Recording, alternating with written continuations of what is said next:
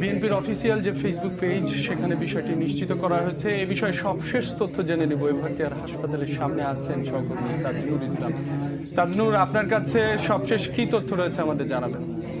রবি, আজ 30 ডিসেম্বর ঠিক সকালবেলাতে দাঁড়িয়ে এই দুঃসংবাদটি বলতে হচ্ছে, যেই সংবাদটি আসলে কোনো গণমাধ্যম কর্মী আসলে এতদিন ধরে বিভিন্ন সময় নানা রকম খবর এসেছে নানা মাধ্যমে, কিন্তু সেই খবরটি শেষমেশ আজ বলা লাগছে।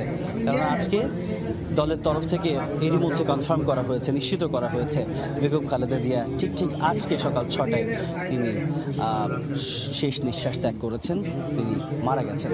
সুতরাং বুঝতেই পারছেন যে এক ধরনের খুব শান্ত ঠান্ডা পরিস্থিতি আমরা এরই মধ্যে দেখতে পাচ্ছি যে আশপাশের কয়েকজন নেতাকর্মী এরই মধ্যে হাসপাতালের সামনে এসেছেন মূলত সেই তথ্যটি যাচাই করার জন্য, যেটি আমি একটু আগেই আপনাকে বলছিলাম। ঠিক আগের যেই লাইভে